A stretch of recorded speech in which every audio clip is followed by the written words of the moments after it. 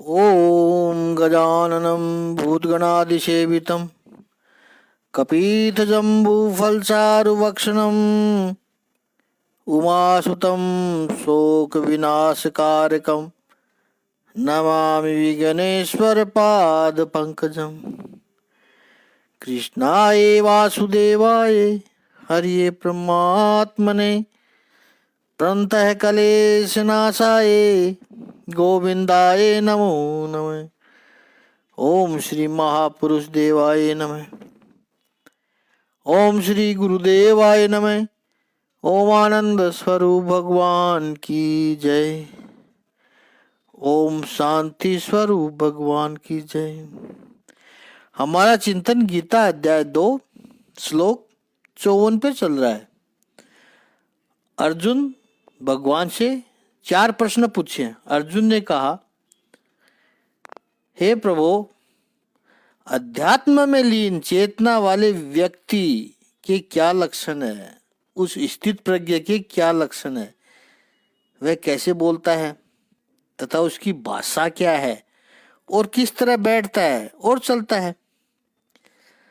जो समाधि में स्थित है, ऐसे स्थित प्रज्ञ के लक्षण क्या है? ये पहला प्रश्न है। दूसरा प्रश्न, उसकी बुद्धि स्थिर हो गई है, वो कैसे बोलता है?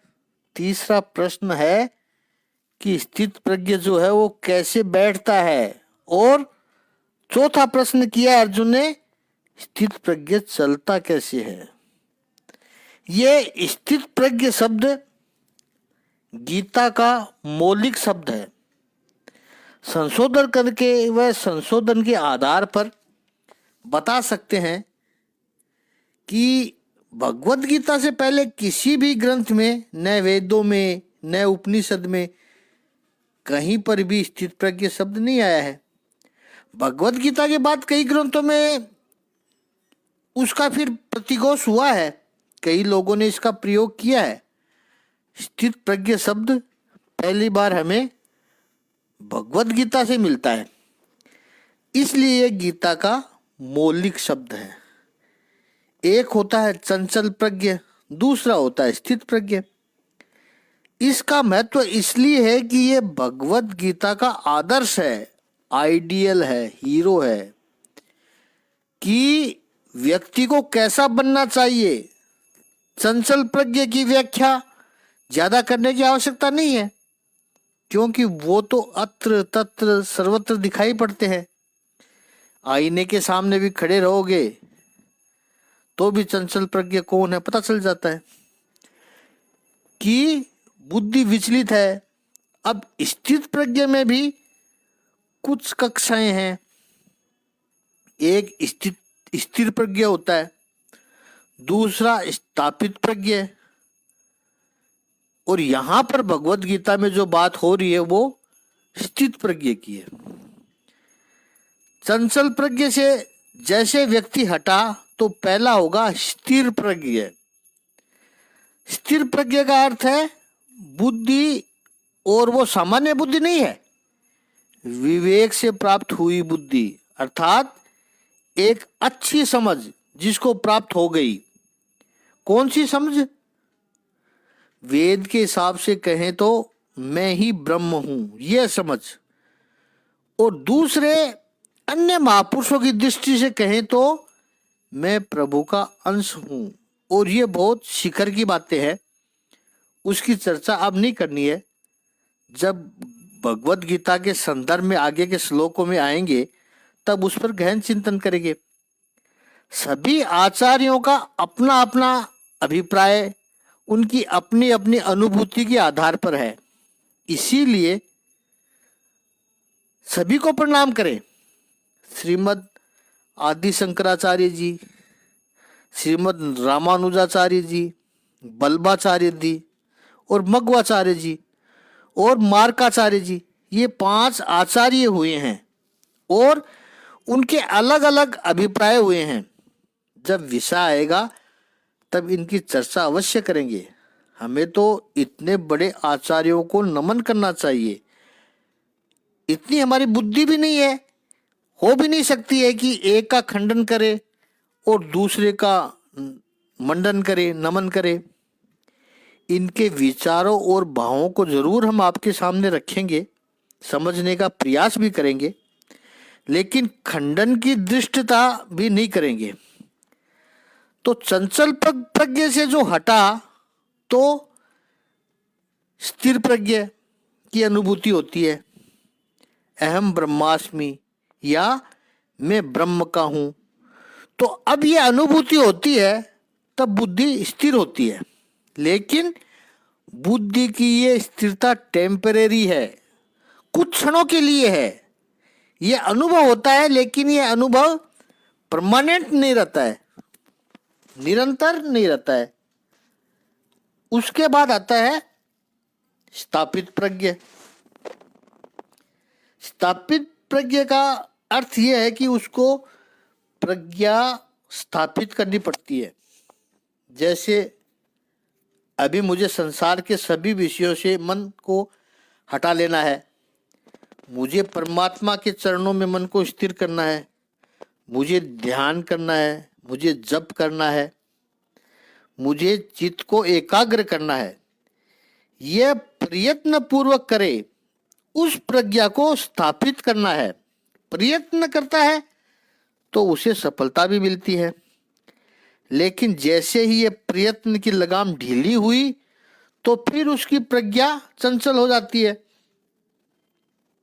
और तीसरी है स्थित प्रज्ञ, अर्थात उसे अपनी प्रज्ञा को, अपनी बुद्धि को भगवान में लगाना नहीं पड़ता है, लग जाती है। इसी पर ही हमें ज्यादा चिंतन करना है। स्थित प्रज्ञ का उसको प्रयास नहीं करना पड़ता है, बुद्धि वहां पर अपने आप पहुंच जाती है। जैसे अपने प्रेम पत्र के में रुक्मणी जी भगवान से कहती है, रुक्मणी जी ने इसको निर्लज चित्रण कहा है कि ये मेरा निर्लज चित्रण है कि मैं संसार का काम कर रही हूं प्रभु, लेकिन प्रभु मेरा चित्त आपकी ओर चला जाता है। उस वक्त रुक्मणी जी की शादी नहीं हुई थी भगवान से और पहला प्रेम पत्र लिखती है।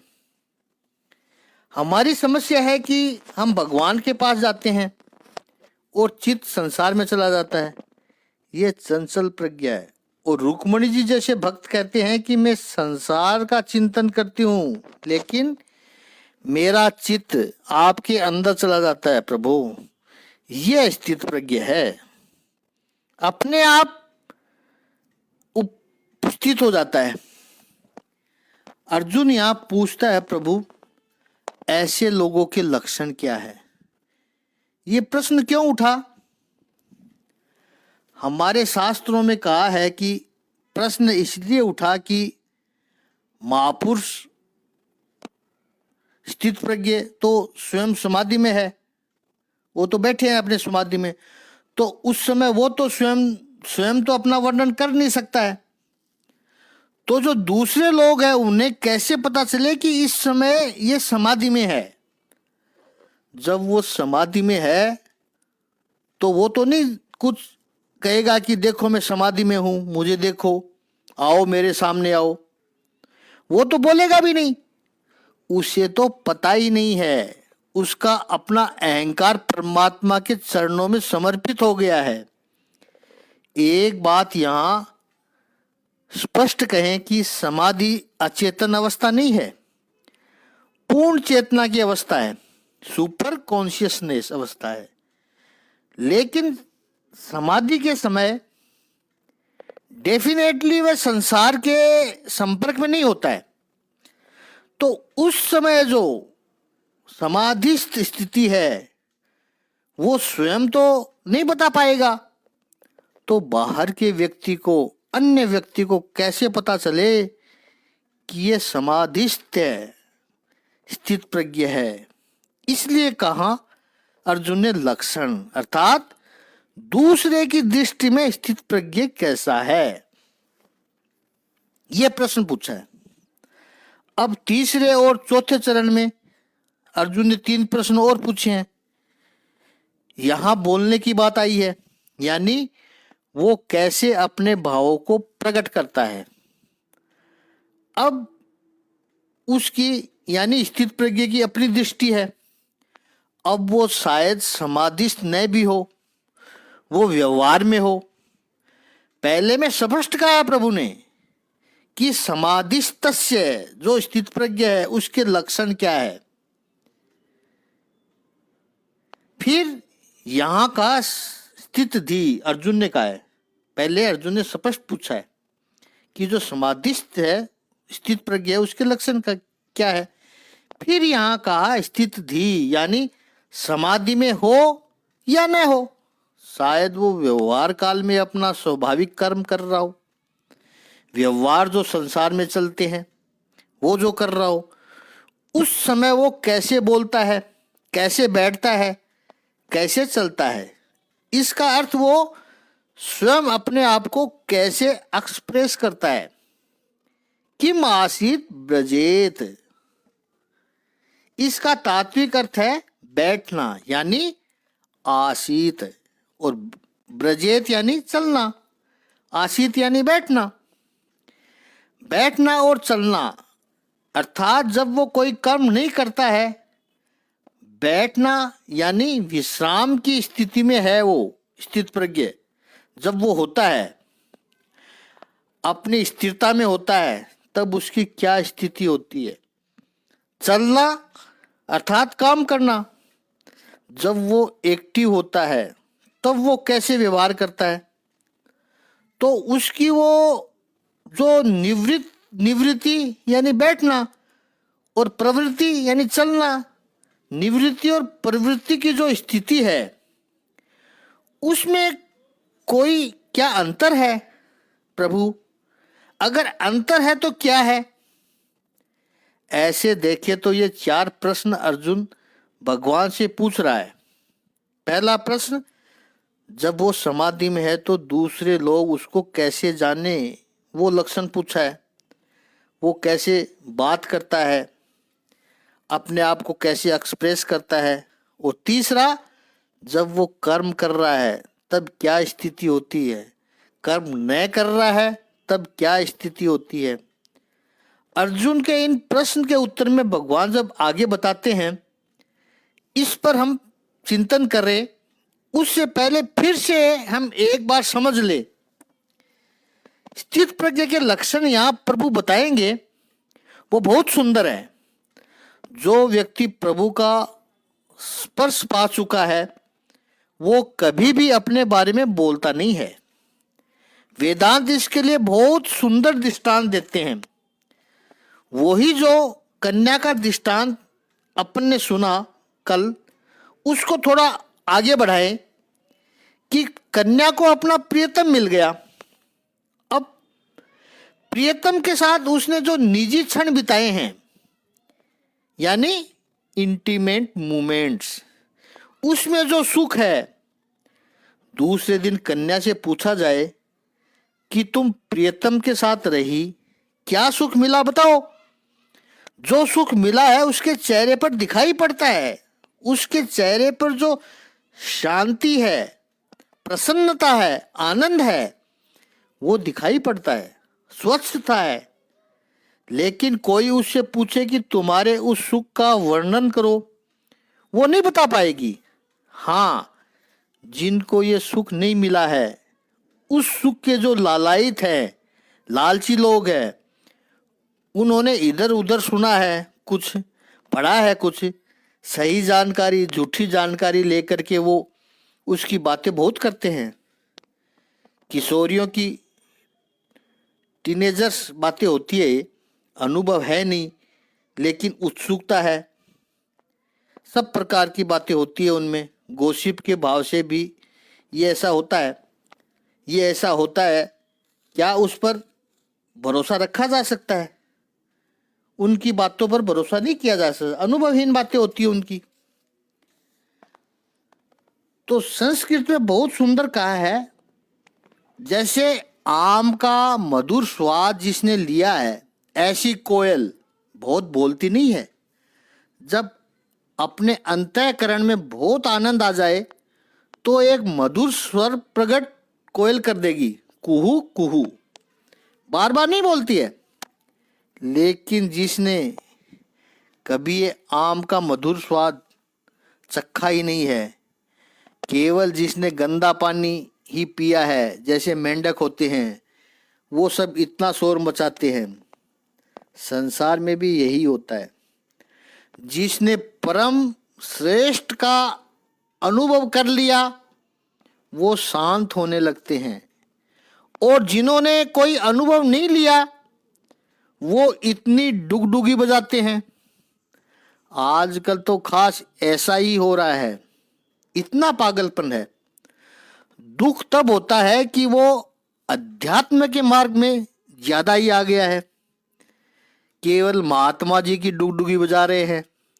अरे उनके उपदेश की व्याख्या का बखान कीजिए। प्रचार प्रचार कितना प्रचार, छोड़ो भी। मेंढक टर टर बहुत करते हैं, कोयल जब भी बोलती है मधुर बोलती है, विशेष नहीं बोलती है। तो स्थित प्रज्ञ कभी अपने बारे में कुछ नहीं कहेगा, इसलिए लक्षण जानना आवश्यक है। कोई भी व्यक्ति जब बोलता है उससे बहुत कुछ पता चल जाता है, उसकी वाणी कैसी है। एक कवि ने बहुत सुंदर कहा है कि ये जुबान है, ये मानो एक दुकान है, जब तक वो दुकान बंद है तब तक पता नहीं चलता है कि किस चीज की दुकान है, लेकिन ये दुकान जब खुलती है यानी जुबान प्रकट होती है तब पता चलता है कि ये दुकान कोयले की है या सोने की है, स्वर्ण की है। तो वाणी से बहुत कुछ पता चलता है। लोक साहित्यकारों ने कहा है कि आदमी को तोल एक बोल में पचानिए। सब शब्द जब प्रकट होते हैं तो व्यक्ति कैसा है, उसकी भाषा कैसी है, ये सब पता चलता है। जब हनुमान जी पहली बार राम और लक्ष्मण जी से मिले हैं और जो फर्स्ट इम्प्रेशन उन्होंने निर्माण किए बहुत महत्वपूर्ण है। कई बार बड़े बड़े लोग भी इतनी हल्की, इतनी ओछी, इतनी नीच कक्षा की भाषा का प्रयोग करते हैं। अरे इतना बड़ा आदमी और उसकी भाषा तो देखो कैसी है, अपशब्द का प्रयोग करेंगे, तुरंत उस व्यक्ति के प्रति जो आदर है वो कम हो जाता है। भाषा सुंदर और मधुर होनी चाहिए कि मैं आसीता है, कैसे बैठता है वो व्यक्ति। राजस्थान में बुजुर्ग लोग अक्सर कहते थे कि ऐसा स्थान देखकर बैठो कि कोई वहां से आपको उठाए नहीं, खासकर सत्संग में बैठो तब। बहुत महत्वपूर्ण है, ऐसे बैठना चाहिए कि कोई ये न कहे उठ जाओ यहाँ से, और ऐसा बोलना चाहिए कि कोई ये न कह सके कि ये आदमी झूठ बोल रहा है। दूसरी बात, बैठने में एक प्रकार की जो स्थिरता होती है। भगवान पतंजलि ने भी अपने योग में आसन का बहुत बड़ा स्थान और महत्व बताया है। यम, नियम और आसन, स्थिर आसन होना चाहिए। जितना आसन स्थिर उतना उस व्यक्ति की अपनी स्थिरता, आंतरिक स्थिरता वृद्धि होगी। जितना व्यक्ति भीतर से खाली उतना ही वो चंचल बंदर होगा, 10 मिनट भी एक स्थान पर बैठ नहीं पाएगा वो। इस शरीर की जो चंचलता है वस्तुतः उसके मन की चंचलता का दर्शन करा रही है। वो शांति से बैठ ही नहीं सकता है। इसका अर्थ है भीतर कितनी गड़बड़ चल रही है। ये भीतर का खालीपन है। जो भीतर से भरा होगा, भीतर स्थिर होगा, उसको कोई परेशानी नहीं है, ठीक है सब।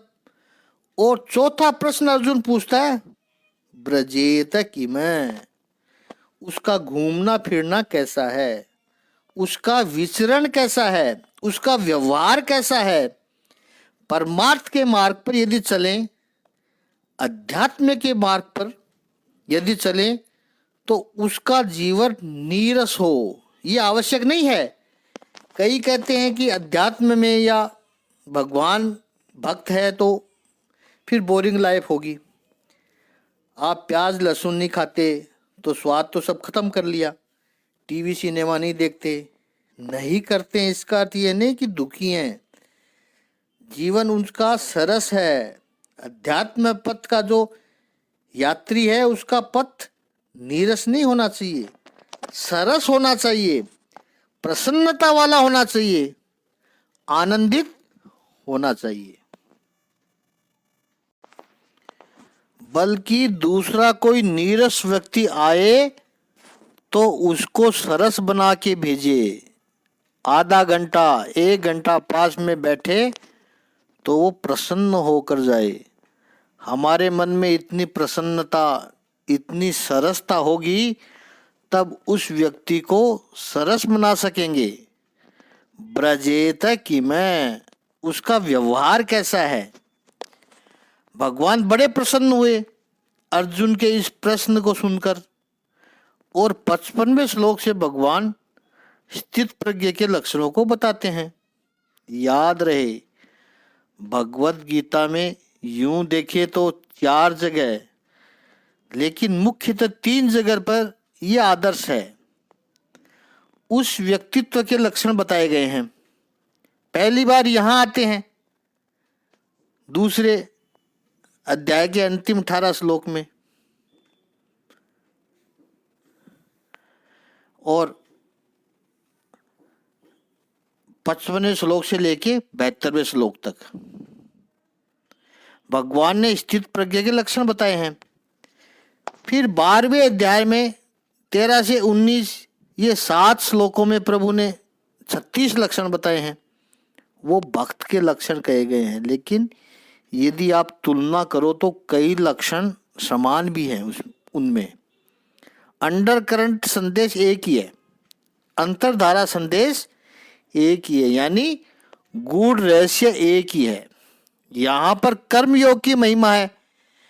इस दृष्टि से निष्काम कर्मयोग की जो महिमा है, इस दृष्टि से स्थित प्रज्ञ के लक्षण बताए हैं। 12वें अध्याय में भक्ति की महिमा है, इसलिए भक्त के लक्षण बताए हैं। फिर 13वें अध्याय में ज्ञान के लक्षण बताए गए हैं, वो ज्ञानी के लक्षण है। चौथे यदि कहें तो 14वें अध्याय में गुणातीत के लक्षण बताए हैं। जिनके मन में यह स्थित प्रज्ञ के लक्षण स्थिर हो गए, उनके लिए आगे के लक्षण समझना बहुत सरल हो जाएगा। आइए अब सबसे महत्वपूर्ण पहला श्लोक लेते हैं, स्थित प्रज्ञ का 55वां श्लोक। एक एक चरण बोलते हैं। श्री भगवानुवाच प्रजहाति यदा कामान् सर्वान् पार्थ मनोगतान्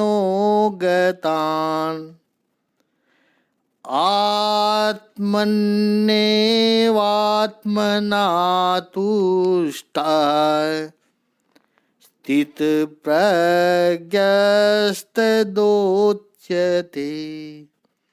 श्री भगवान उवाच प्रजहाति यदा कामान् सर्वान् पार्थ मनोगतान् आत्मनि एव आत्मना तुष्टा स्थित प्रज्ञ तदा उच्यते। श्री भगवान ने कहा कि भगवान ने कहा, हे पार्थ, जब मनुष्य मनोधर्म से उत्पन्न होने वाली इंद्रिय तृप्ति की समस्त कामनाओं का परित्याग कर देता है और जब इस तरह से विशुद्ध हुआ, उसका मन आत्मा में संतोष प्राप्त करता है, तो वह विशुद्ध दिव्य चेतना को प्राप्त स्थित प्रज्ञ कहा जाता है। भगवान श्री कृष्ण कहते हैं, हे पार्थ, हे अर्जुन, जब मन में रही हुई सभी कामनाओं को छोड़ देता है, यहां भगवान ने जहाती नहीं कहा है, प्रजहाती कहा है, इसको समझेंगे, तब तक वह व्यक्ति आत्मा में ही आत्मा से संतुष्ट होता है वह स्थित प्रज्ञ कहलाता है।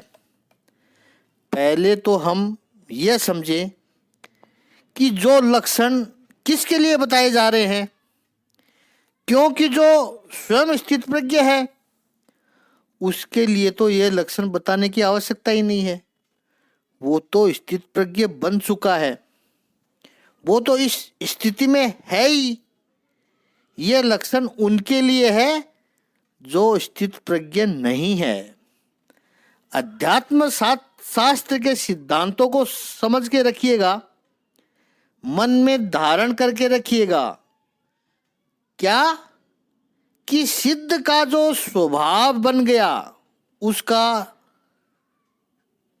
सहज स्वभाव बन गया, वह साधक के लिए ध्येय है, कर्तव्य है।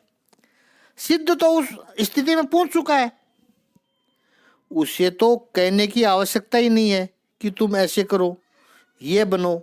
वो तो कर रहा है और सहजता से कर रहा है, वो उसका जीवन है। लेकिन उसके जीवन को देखकर, उसके लक्षणों को देखकर साधक को प्रेरणा मिलती है और आरंभ में साधक को उनका अनुकरण करना होता है। तब साधक वो सिद्ध अवस्था में पहुंचेगा। तो साधक की साधना का यह एक प्रकार है।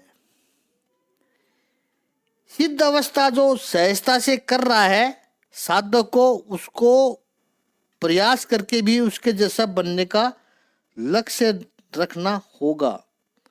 उस पर हमारा चिंतन कल होगा। आज इतना ही। ओम श्री सच्चिदानंद भगवान की जय। ओम श्री आनंद कंद भगवान की जय।